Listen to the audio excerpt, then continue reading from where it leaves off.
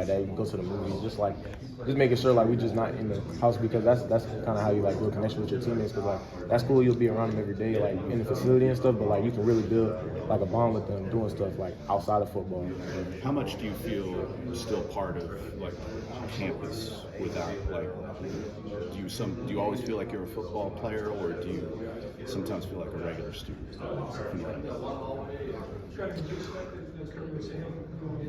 How many in-person classes?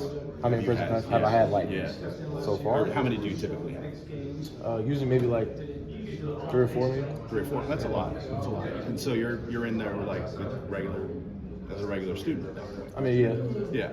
And you're walking around campus as a regular student. Yeah. Yeah. And so do you have acquaintances, friends that are not players? Yeah, I have a few friends. Yeah. I mean, that's one thing Coach has to like help us with. Just like you can't just only be friends with your teammates. Like you gotta actually go out and make friends, because you never know like in the future like that could be a connection or something that you would have. So.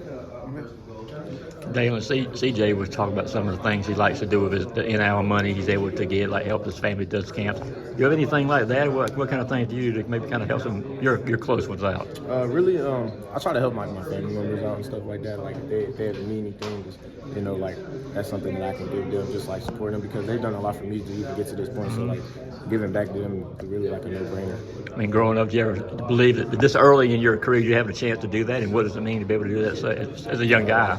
Nah, I didn't. Like, really being able to do that now is just such an honor. Just like a blessing too, just like because like you said, like it was a point, like even when I first got here, like NIL was just starting, like we just now started getting money and stuff like that. So being able to do that early is really helps.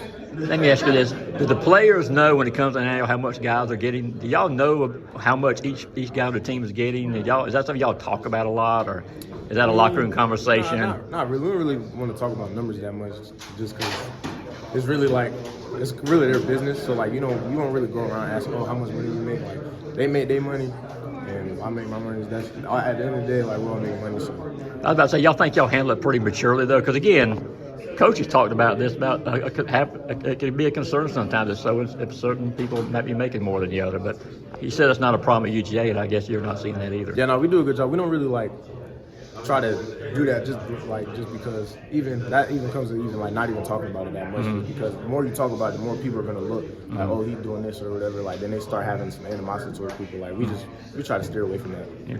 You guys are coming off the summer with a lot of player-led stuff. Got Gunner over here. What's his summer been like from your perspective? As somebody that's probably been on the defending end of a lot of 7-on-7, one-on-one type passes. Well, I think he's had a good summer, just really growing on and off the field, growing as a person, growing as a leader, and we all see it. So we really appreciate it. Daylen, you've obviously seen several people come and go at the cornerback position during your time at Georgia. What does it take to, lack of a better term, survive at Georgia at corner? How do you last to be the last man standing in a league? You guys that one more time? Yeah, how do you survive at Georgia? How do you be the last man standing? Really, really competitive room. Not a ton of guys get to play the position. It's not like other positions. How do you be the guy that ends up winning the job and not having to look to other places for playing time? Really just keeping your head down, putting the work in, and just trusting the process. Just because I know if you're coming in, you're hired as a recruiter or whatever, you think you'll come in and play early or stuff like that, and it doesn't always work out like that. So instead of feeling some type of way about it, trying to go somewhere else, just keep your head down, putting the work in, just really trusting the process, and keep working, and they'll see that, and then eventually you'll get what you make.